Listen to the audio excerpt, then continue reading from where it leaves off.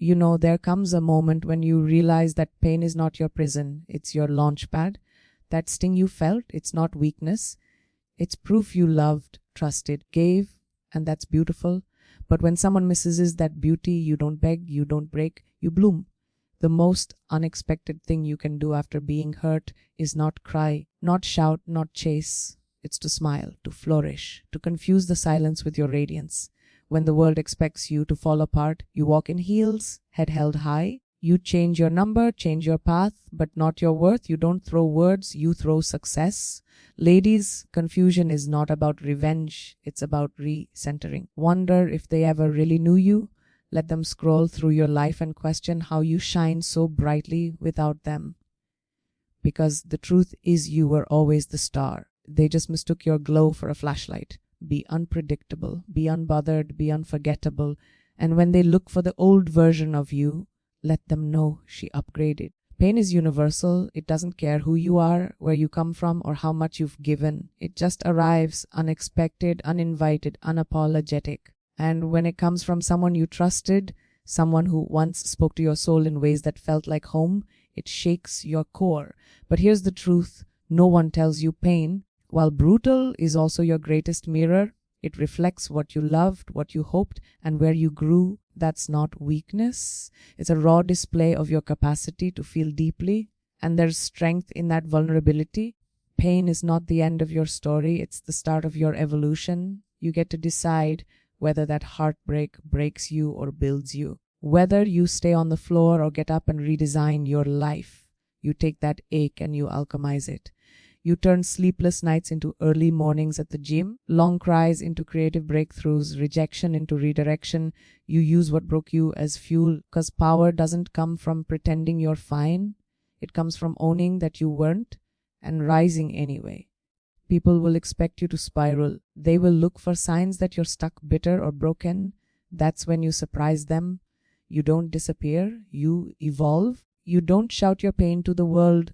You show your comeback through your silence, your ambition, your growth. You walk taller, speak wiser, move differently. Every small win, every act of self-respect is a declaration: you didn't destroy me, you refined me. Transformation through pain isn't about revenge, it's about reclaiming your narrative. You stop obsessing over their choices and start focusing on your own.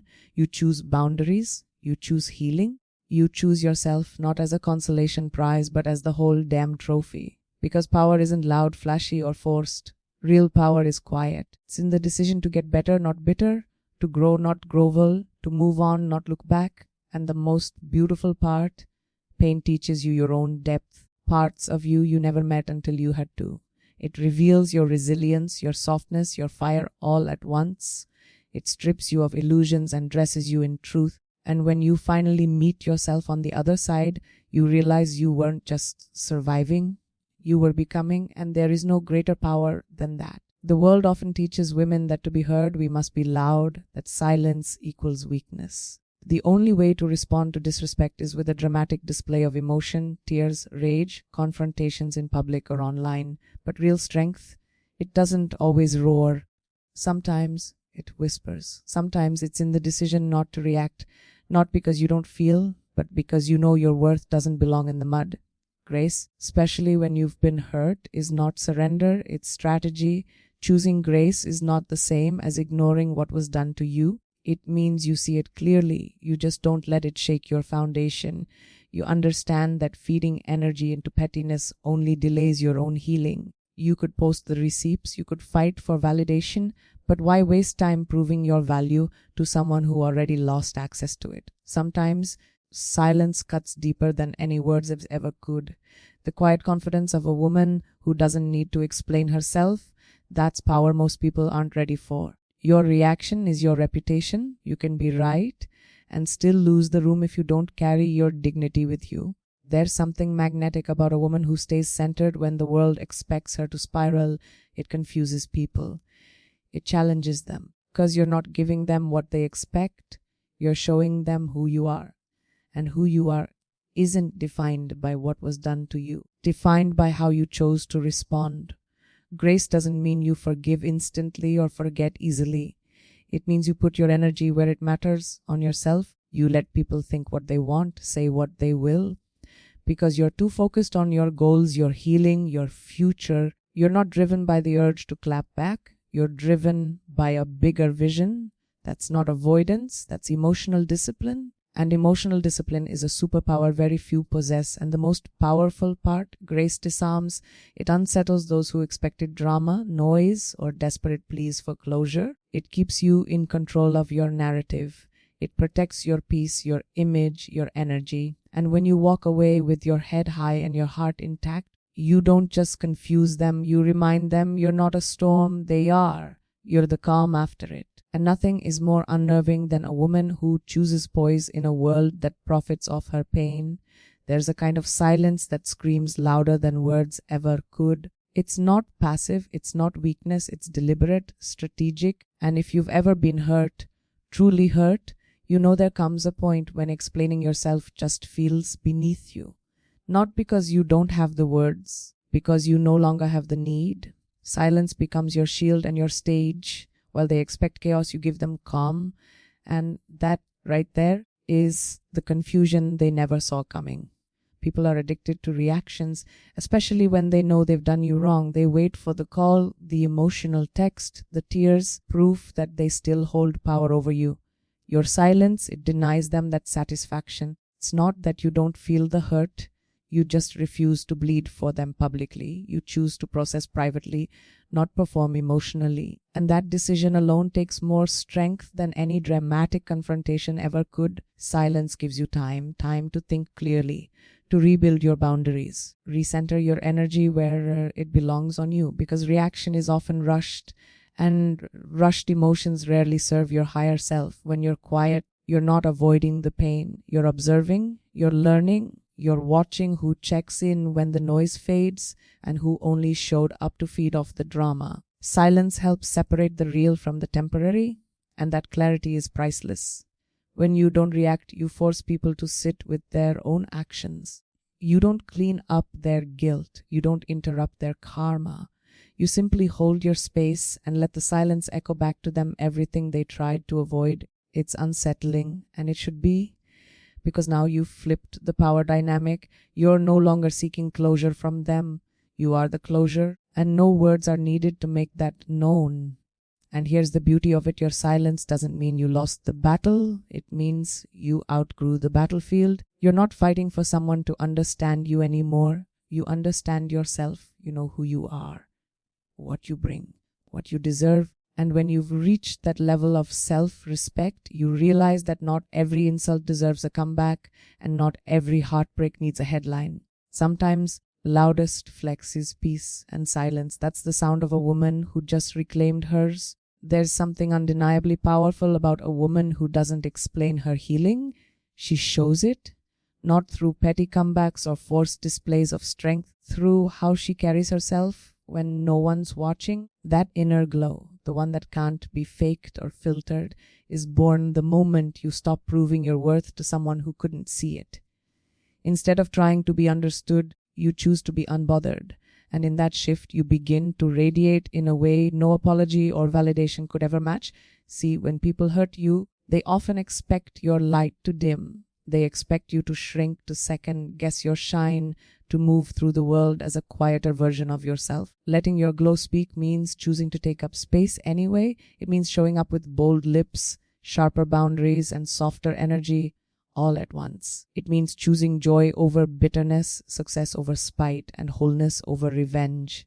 That's not ego, that's healing in motion. Your glow is not about aesthetics, it's about alignment. When your peace is real, it shows. When your growth is genuine, it speaks before you do. People will notice, not because you told them you've changed, but because they feel it in your calm, in your grace, in your refusal to chase what no longer fits. And when you're glowing from within, the same people who once doubted your worth will find themselves squinting to keep up.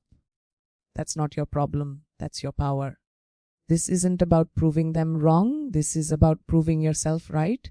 It's about recognizing that the best, I'm over it, doesn't come in the form of a post, quote, or a pointed message. It comes in the way you keep evolving without permission. When you let your glow speak, you become untouchable in the best way. You don't need to defend your choices, your peace, or your distance. Your life begins to speak for itself. And trust me, your glow delivers a message no words ever could. And maybe, just maybe, that glow of yours will haunt them in silence, in hindsight, in every quiet moment. They replay what they lost, but you won't be watching. You'll be too busy becoming, because you never needed to scream to be seen. You just needed to remember who you were before the hurt and choose to shine twice as bright after it. One of the cruelest things pain does is make you question yourself. Suddenly, your laugh feels too loud, your ambition feels like too much, your love feels like a burden, and before you even realize it, you start shrinking, not for comfort, for survival. You dim your light because someone once told you it was blinding, but here's the truth, you were never too much. They were just too small to stand in the presence of your full glow.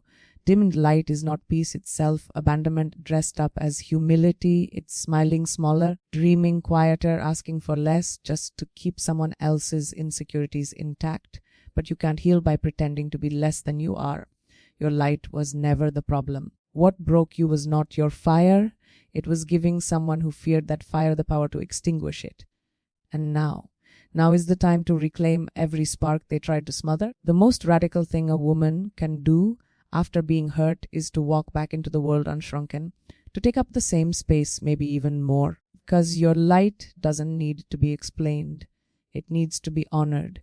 You're not here to tone it down for the comfort of those who never saw you clearly. You're here to shine so brightly that you inspire others to stop hiding too. And if that makes people uncomfortable, good. Growth should be uncomfortable. When you refuse to dim your light, you remind the world that you are not defined by rejection, betrayal, or someone else's inability to love you right. You're defined by your resilience, your refusal to fold, your ability to keep showing up strong, soft, and spectacular. You don't need to get louder. You just need to stay lit. Because when you glow from a place of truth, you don't have to chase anything. What's meant for you will recognize your brilliance without needing an explanation. So turn the volume up, laugh louder, walk in like the room belongs to you. Be smart, be sensual, be unapologetically you. Because no one who ever deserved you would ask you to be less. And the next time someone tries to dim your shine, hand them a pair of sunglasses because you're done playing small. You were born to light up every space you enter, not shrink to fit into someone else's shadow. There's a rare kind of power in a woman who no longer asks, was I not enough? The day you stop framing your worth around someone else's inability to appreciate it, everything shifts. You stop performing. You stop pleading. You stop needing to be seen because you already see yourself. And that kind of self-worth, it doesn't shout. It walks into a room and changes the energy, not by demanding attention, but by radiating certainty. Self-worth is not loud or theatrical, it's subtle. It's in the way you don't reply to a message just to prove a point. It's in the way you no longer explain your boundaries. It's in your quiet refusal to settle for crumbs, for confusion, for emotional convenience. When you know what you bring to the table, you stop trying to sit at every table. Some spaces don't deserve your presence. And choosing to walk away without a scene, that's not indifference, that's evolved confidence. When you've built your worth from the inside out, validation becomes irrelevant. You realize love, success, and peace feel better when they're not tied to someone else's approval. You're not trying to be chosen anymore. You've already chosen yourself. That changes everything. You start dressing for you, creating for you, living for you. Not in rebellion, but in deep reverence for your own value. And people feel it, even the ones who once underestimated it. There's something undeniably magnetic about a woman who doesn't need to prove herself. She's not fighting to be liked. She's not competing. She's not waiting for closure. Her energy is grounded, intentional, and unshakable. Energy speaks louder than any caption, any comeback, any quote. It tells the world, I know who I am. I know what I offer. And if you can't meet me there, you're not meant to sit beside me. So when you stop chasing validation, you start attracting respect.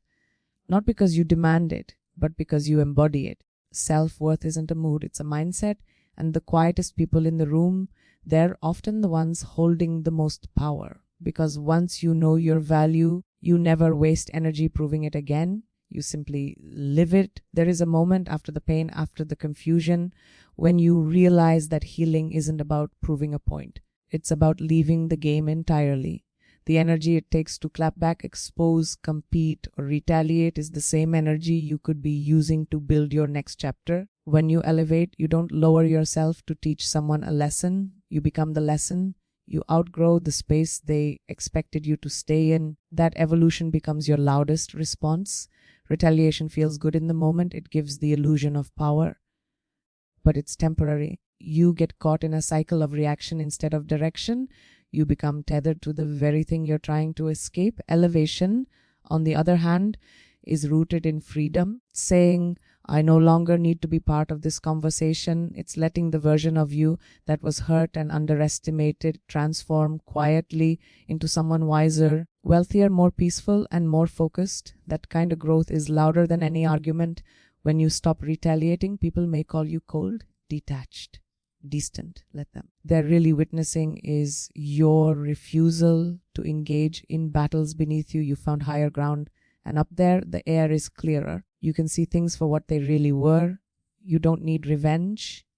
You need results. You don't need to be seen. You need to see yourself on your terms. You let the past watch your progress from a distance while you move forward without baggage. Elevation doesn't mean you're emotionless. It means you're emotionally intelligent.